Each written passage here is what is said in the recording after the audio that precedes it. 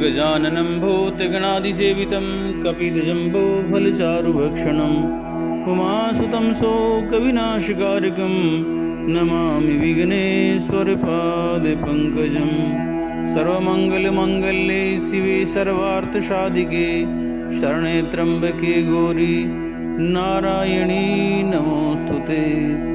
शान्ताकारं भुजगशयनं पद्मनाभं सुरेशं विश्वाधारं गगनसदृशं मेघवर्णं शुभांगं लक्ष्मीकान्तं कमलनयनं योगिभिर्दानगम्यं वन्दे विष्णुं भवहरं सर्वलोकैकनाथं।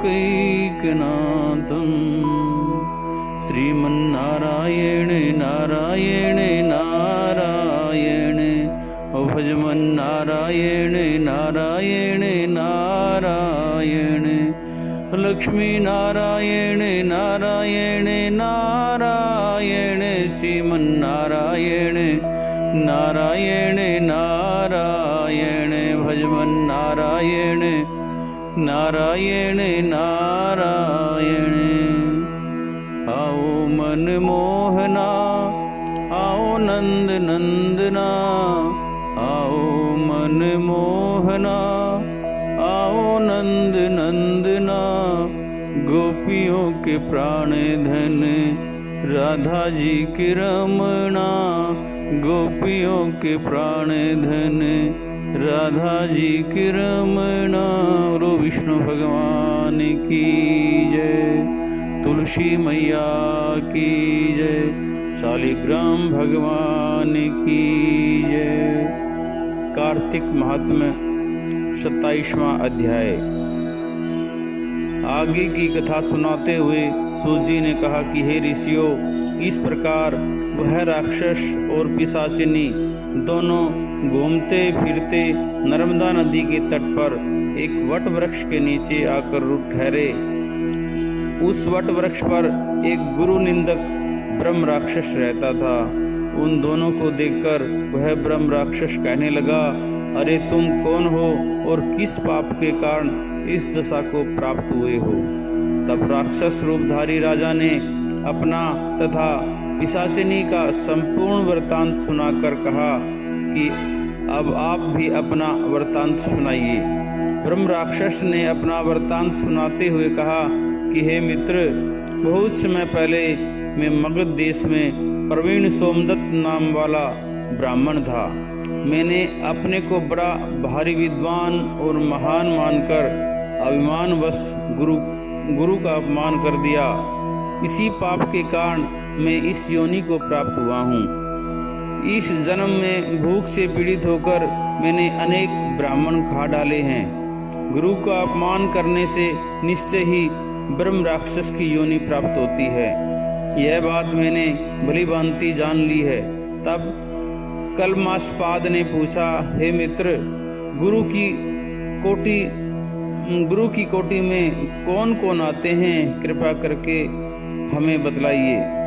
ब्रह्म राक्षस ने कहा, वेदों को पढ़ाने तथा सुनाने वाला, वेदों तथा नीति शास्त्र की व्याख्या करने वाला, वेदों के संदेह को दूर करने वाला, भय निवारण करता, अन्नदाता, शिक्षा देने वाला, बुरे कार्यों से रोकने वाला, पिता, ससुर, मामा, बड़ा भाई, गर्भ से मरण पर्यंत तक 16 संस्कार कराने वाला तथा राजा को शास्त्रों ने गुरु कहा है।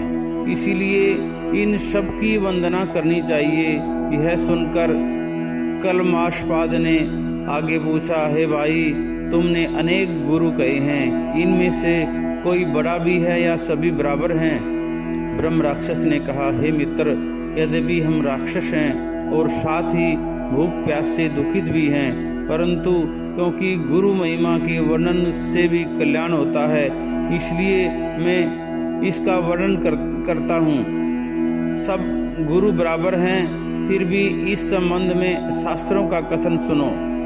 वेद तथा मंत्रों का उपदेश करने वाला, धर्म शास्त्रों तथा पुराणों के व्याख्याता तथा उपदेशकर्ता ये विशेष गुरु माने गए हैं। इनमें से प्रमुख गुरु वह है जो देव पूजन करावे, देव पूजा का फल बतलावे अथवा गुरु मंत्र का उपदेश दे।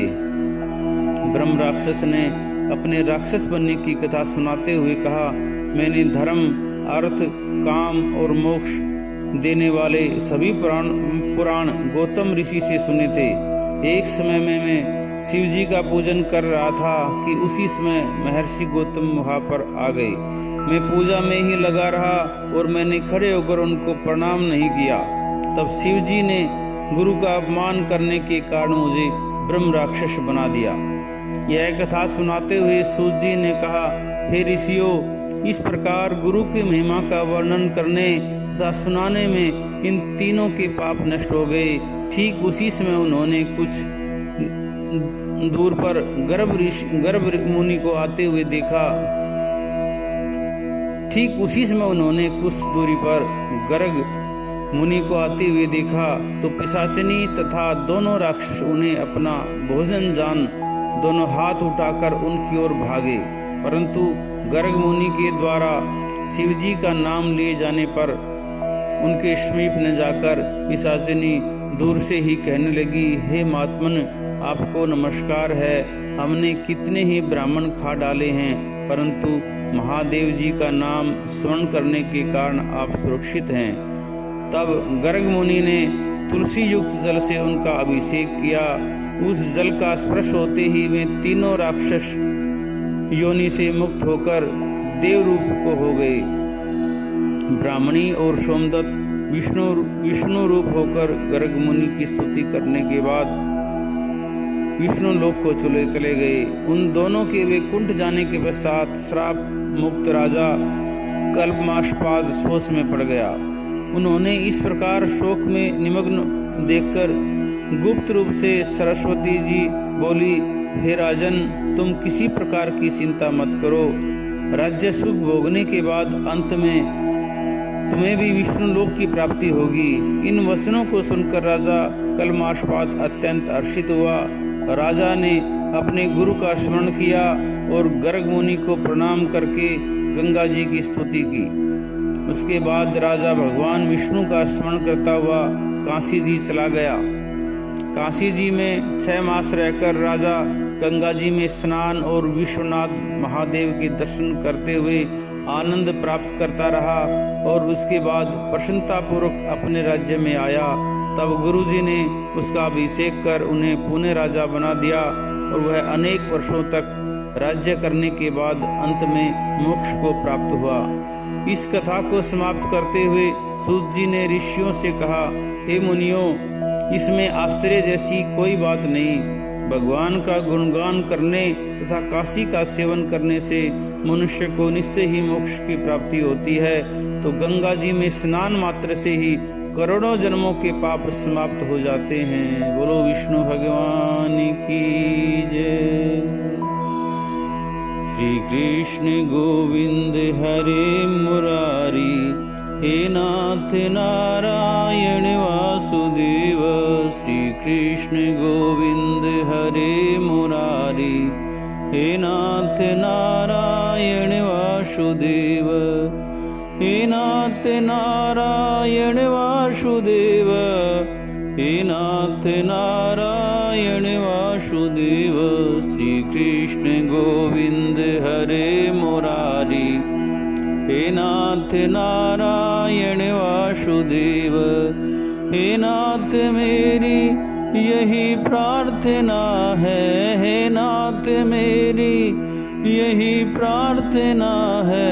भूलूं न नाम कभी तुम्हारा। श्री कृष्ण गोविंद हरे मुरारी, हे नाथ नारायण वासुदेव।